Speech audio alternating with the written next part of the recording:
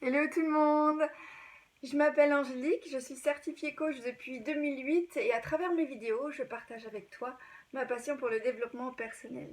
Si tu suis mes vidéos et que tu as décidé à travailler sur toi, alors je te propose de te munir d'un cahier.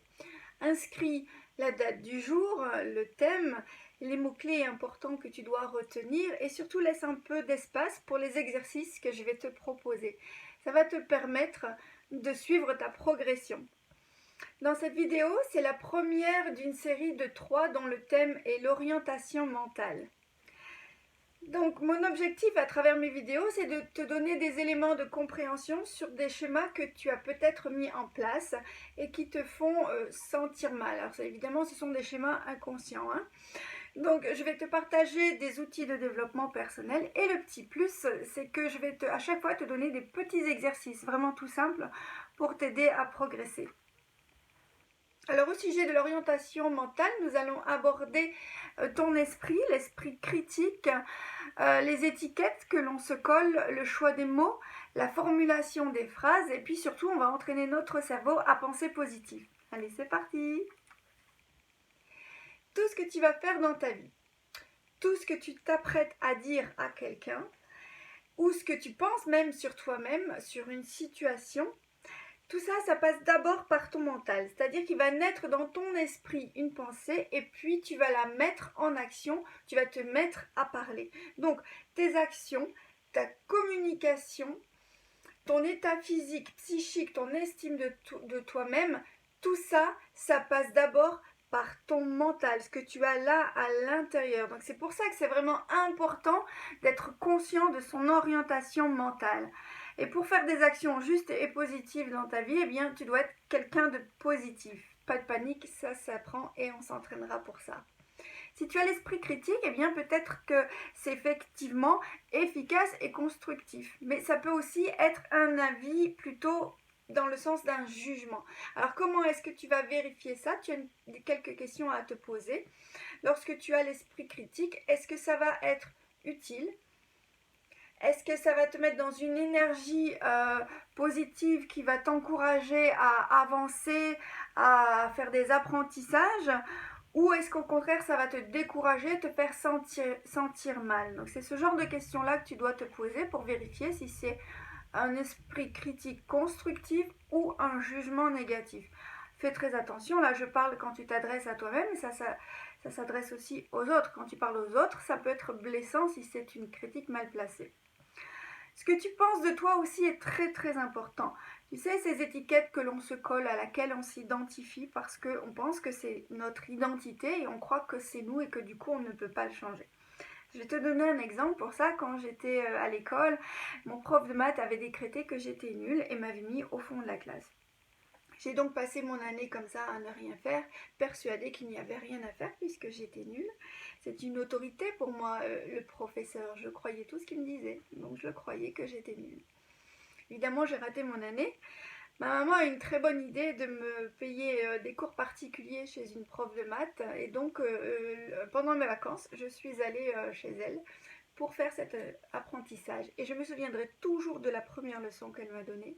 Elle m'a posé la question: qu'est-ce qui fait que tu n'y arrives pas en maths? Et je lui ai fait cette réponse, je lui ai dit: je suis nulle en maths. Elle s'est offusquée, elle m'a dit: mais comment est-ce que tu peux croire une chose pareille? Personne n'est nul en maths, qui t'a dit ça?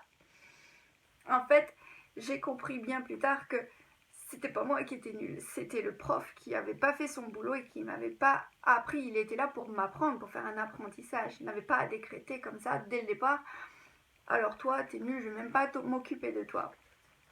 Alors, j'ai réussi mon année et je veux dire que j'ai même pas eu la confiance du directeur. J'ai été convoquée dans son bureau. Il croyait que j'avais triché parce que toute l'année, j'avais que des mauvais résultats. Et là, tout à coup, je réussissais mon année haut la main. Donc, vous voyez, c'est très très important ce que tu penses de toi-même. C'est la première chose sur laquelle tu dois vraiment faire confiance. Et alors, comment on va remédier à tout ça? Donc avant de conclure que tu es nul, déjà donne-toi des permissions. Accepte que, et oui, c'est probable que tu n'y arrives pas, c'est probable que tu t'es trompé, mais ne te juge pas, ne laisse pas les autres te juger, ne sois pas trop dur avec toi-même. Dis-toi: Ça, c'est une permission importante à te donner. Dis-toi que tu as fait de ton mieux avec ce que tu avais à ce moment-là. Et que la prochaine fois, parce que tu ne veux pas rester dans l'erreur, bien évidemment, donc la prochaine fois, tu t'engages à faire mieux par des apprentissages. Alors maintenant, pour être positif, le choix des mots aussi est très très important. Si tu dis tout souvent le genre de mots ou de phrases « je n'arrive à rien »,« je n'aime pas »,« c'est moche »,« c'est nul », attention à cette formulation, attention au choix de tes mots. Est-ce que tu formules objectivement et positivement ? Alors tout ça, on va donner des exercices pour justement s'entraîner à formuler positivement. Mais avant de passer à ces exercices sur la pensée positive, il faut que tu saches encore quelque chose. Il faut que tu saches comment fonctionne ton cerveau.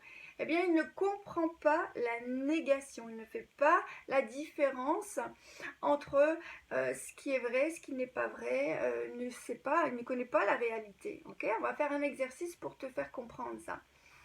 Alors, on va faire l'exercice du gros éléphant rose. Donc, ton cerveau, il va retenir gros éléphant rose, mais ne pas la négation, il n'en tient pas compte. Lui, tout ce qu'il va focaliser, c'est le gros éléphant rose, d'accord ? Il va zapper la négation. Il ne va pas faire cette différence, et comme je te l'ai dit, il ne sait pas ce qui existe ou pas. Il ne connaît pas la réalité. L'éléphant rose, ça n'existe pas. Donc, on va faire cet exercice. Je t'invite à fermer les yeux, voilà, respire profondément, et je vais te donner quelques consignes. Donc on a parlé d'un gros éléphant rose, et ma consigne, elle est que, surtout, je veux que tu ne penses pas à ce gros éléphant rose, ok ? Ne pense pas à ce gros éléphant rose. Ouvre les yeux. Alors, combien d'entre vous ont vu un gros éléphant rose ? Il est probable, il y a une très grande probabilité que ce que tu as vu, c'est un éléphant rose, pour toutes les raisons que je t'ai données avant. Donc tu dois entraîner ton cerveau à penser autrement. C'est quoi à la place ?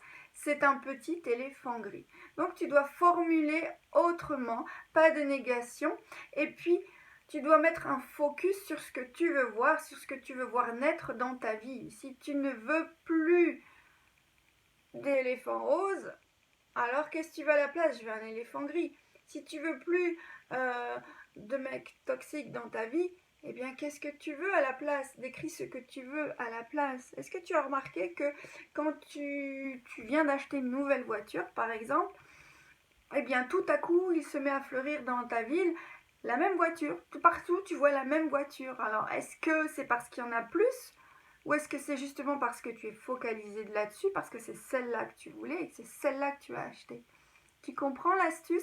C'est ton focus, c'est sur quoi tu es focalisé que ton esprit va mettre son attention. Donc on va faire un rapide petit résumé.